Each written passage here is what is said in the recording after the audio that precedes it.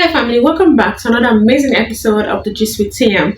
Hope you're doing amazing and you're taking steps to prioritize your health and your well-being. So in today's episode, we're going to be talking about a topic, discussing something that is very important, but oftentimes is overlooked or trivialized by quite a number of us until it now becomes problematic. So what are we discussing today? We're going to be talking about hypertension. You heard me right, hypertension. And I know for quite a number of us, we might actually be thinking, oh, this should be a talk to have with the older age people.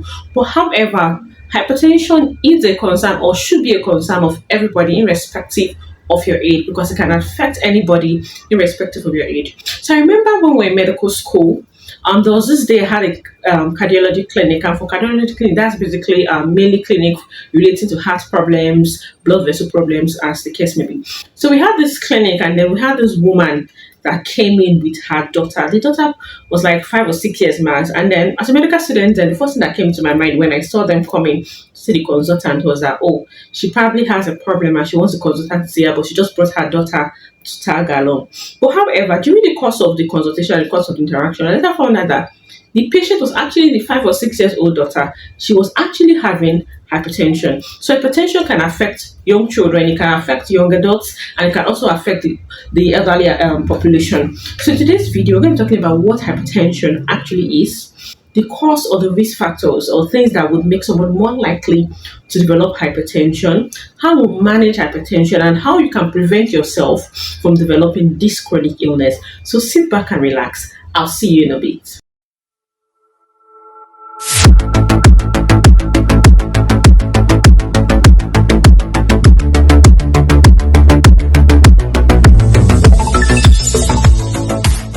So welcome back. First, I want to begin by looking at what hypertension actually is. Now, hypertension is also called high blood pressure. It's a condition in which blood is flowing through your arteries at a very high pressure. Now, imagine the arteries as being pipes that actually transport or carries blood throughout your body. Now, when the blood is flowing through these pipes at a very high pressure, at a very high force, it can now cause damage to these pipes, and at the same time can cause damage to the different parts of the body that this blood is being channeled to. So it can cause serious complications like damage to the heart, damage to the kidney, damage to the brain, and various parts of the body that blood is actually being transported to. Now, here's the thing with hypertension. Most of us would have heard that, oh, hypertension is a silent killer. Now, the reason why we say hypertension is a silent killer is that most of the times hypertension will not even give you any sign. So a patient that's hypertensive might even just be the seemingly regular or healthy patient that goes about their daily activities without even knowing that they have a chronic background problem. It's actually causing damage to the various parts of your body. So for most of these patients, they might get to know that they're hypertensive when problem now sets in and they are rushed to the hospital. And then during the course of investigations, now found out that, oh, the reason why this patient is having this disease condition is because this patient is hypertensive, and the hypertension has now started to cause some damages to the different parts of the body. But however, if you notice that every time you wake up, you're always having recurrent headaches, early morning headaches or recurrent headaches when you wake up, you feel like vomiting, or you're actually vomiting in the mornings when you wake up, you're feeling dizzy, you might be having a nosebleed, or you just realize that, oh, for some certain reasons you can't even move one part of your body, please, this may be a sign of hypertension. So please do well to visit the nearest hospital where you'll be properly evaluated by a doctor for hypertension. So if you're looking at some of the risk factors or things that increases the likelihood of a person developing hypertension, so the first thing which we'll talk about is genetics. Now, genetics has been found to be one of the strongest risk factors for developing hypertension. So if a parent has hypertension, or both of your parents have hypertension, or you have a sibling that is hypertensive, or a close relative that has hypertension, then your own risk of developing hypertension is also increased. But this is not to say that because you have a family history of hypertension, then you definitely will be hypertensive. No, it just means that you have more risk of developing hypertension. So you have to pay attention to that aspect. Now, apart from genetics, another risk factor is age. So it's been found that with increasing age comes an increased risk for developing hypertension. But do not forget I said earlier that hypertension is not restricted to the older age group. It can affect children, young adults, and our elderly parents, as the case may be. Now, apart from this, another risk factor is obesity.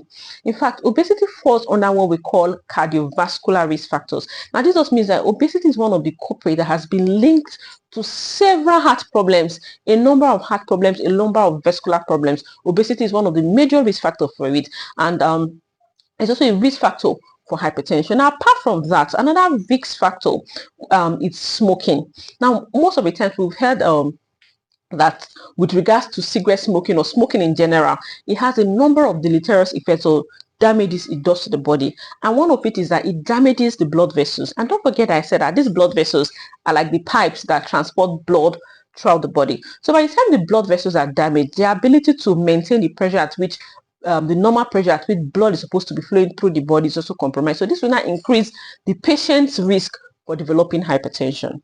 Now, other things could include physical inactivity or sedentary lifestyle. So for quite a number of us, you might feel that, oh, on this aspect I'm safe because actually I'm not in my house 24 hours of the day. I actually go to work every day. I have a 9-to-5 job, so I go out every day. So the physical inactivity shouldn't come in for me. But think about it.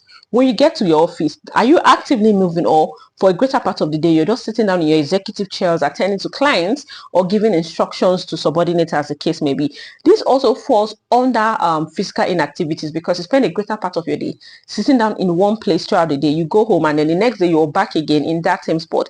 The cycle continues. This also is a risk factor for developing hypertension. Now, apart from these that we've mentioned, there are some medical conditions too that could also increase the risk of a patient developing hypertension. So take for instance kidney problems, people that have problems with their kidneys, people that have heart problems. This also increases the risk of this patient developing hypertension. Now, another medical condition that increases your risk of developing hypertension is diabetes.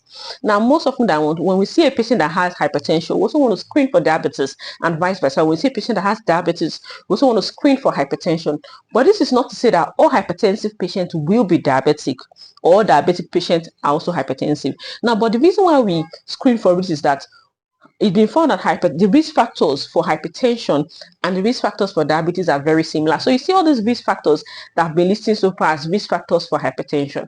There are also risk factors for diabetes. So when we see patients with this risk factor, we also want to screen alongside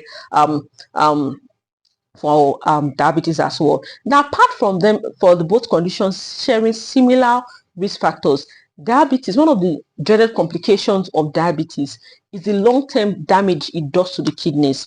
And the kidney is actually that part of the body that is responsible majorly for regulating blood pressure. So by the time long-standing diabetes has damaged the kidneys, the ability of the kidneys to regulate blood pressure is also impaired. So this patient in the long run may also now develop hypertension.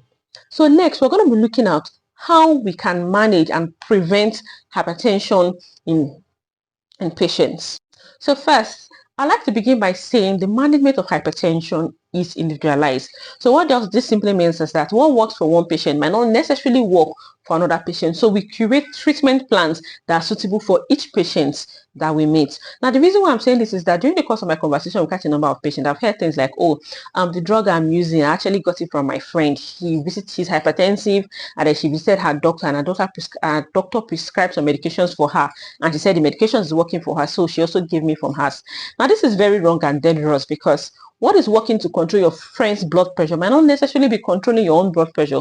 But however, because you're taking medication, you just have this false sense of security that, oh, my blood pressure is being controlled. Unknown to you, the deleterious or deleterious effect or the damage is caused by uncontrolled hypertension is ongoing in the background. So when you have hypertension, you're suspecting that you may be having hypertension, the appropriate thing for you to do is to visit your doctor, who will now carry out some investigations on you and now curate a management plan that is best suited for your own case.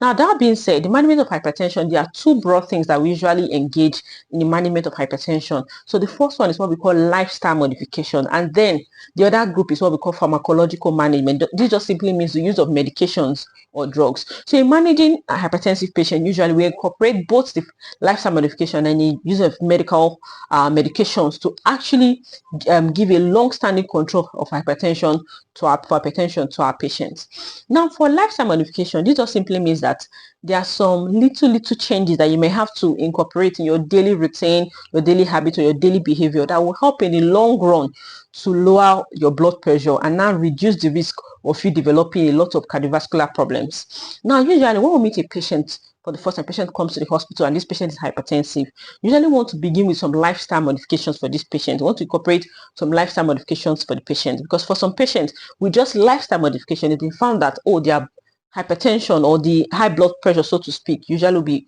able to achieve some control just with lifestyle modifications. Now, so for the lifestyle modification, we want to talk about dietary control. So this just simply means that there are some little changes you might have to take note of or incorporate into your diet. And so it will include things like reduction or limiting the amount of salt intake you take per day. You may also want to consider some other healthy substitute to give you a tastier meals, like you want to use natural spice or natural herbs, as the case may be. They also encourage our patients to take in a lot of leafy vegetables and some fruit. This is because it's been found that these leafy vegetables are quite rich in what we call potassium, and potassium is also one of the things that helps in regulating blood pressure.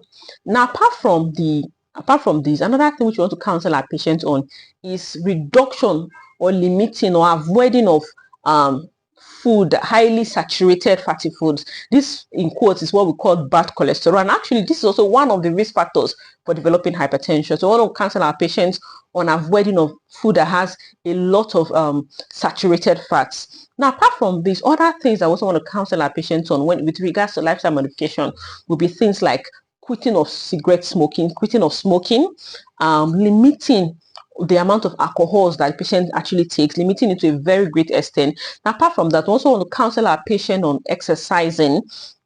For exercise, this does not necessarily mean that you now have to go and become a heavyweight lifter. No, but things as little as brisk walking, jogging, brisk walking for about 30 minutes, 3 to 4 times per week will actually go a long way to significantly reduce or lower your blood pressure. Now, apart from that, another thing we usually want to counsel our patients on is weight reduction. Now, don't forget I said that one of the risk factors for hypertension and quite a number of cardiovascular problems is obesity. So also want to counsel our patients on weight reduction, and this will also help not just even in controlling hypertension, to also prevent this patient from developing other chronic medical conditions. Now, apart from that, another thing would be to develop ways to cope with stress or stress reducing mechanism to effectively manage stress, because stress also is one of the things that is also been found to be a risk factor with regards to hypertension. Now, apart from being able to effectively manage your sleep and your stress, another thing is sleep. Having an adequate amount of sleep also would help to regulate your blood pressure. So an average adult to be getting at least an average of at least 8 hours of sleeping time per day, because this also has been found to significantly reduce high blood pressure in people that are hypertensive. Now, after instituting some form of lifestyle modification and it's found that this patient is having a significant amount of control with their blood pressure, what we want to do for them is I want to place them on monitoring. So you say, okay, come back in the next month, come back in the next 2 months, come back in the next 3 months, so while still undergoing your lifestyle modification. So let's see if this is able to effectively handle your blood pressure. Now, for quite some patients, we'll say that with just this, their blood pressure is kept at bay and controlled. But however, for people that with lifestyle modification, the blood pressure is still uncontrolled, then we want to include some form of medical therapy. I'm not saying that we're going to switch to medical therapy alone. No, alongside the lifestyle modification, they want to include some drugs that will also now help this patient in reducing their blood pressure. We might want to probably begin by adding one drug to it and watching if the blood pressure is controlled. For some people, they may require up to 2 or 3 drugs to bring their blood pressure to a very, very normal level.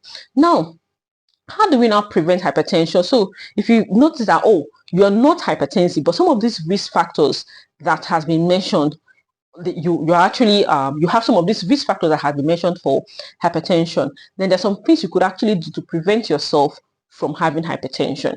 Now, some of these risk factors will include things that we've said earlier. Majorly, it falls under the lifestyle modification. So most of the things which I've said under lifestyle modifications are things that you could also incorporate into your own routine, to help prevent you from developing hypertension. Now, apart from all these lifestyle modifications that we have said, one very important thing that we also encourage patients, whether you are hypertensive, you are at risk of hypertension, or you are not hypertensive, is the regular monitoring of your blood pressure. So people feel like, oh, it's only people that are hypertensive, or it's only when the doctor has told you are hypertensive or you're at risk of hypertension, then that's when you should be checking your blood pressure. No, but everybody should have undergo regular monitoring of their blood pressure. Don't forget, like I said at the beginning, that hypertension usually would not give you any signs. So you might just be going about your daily activities not knowing that you're hypertensive, and the only way you can pick if you're hypertensive early enough, in the early stage, before problems starts to set in, is when you actually have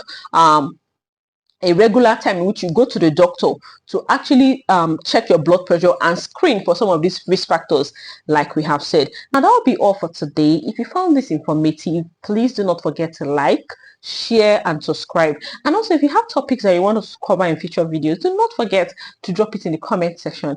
I'll see you in the next video. For now, bye.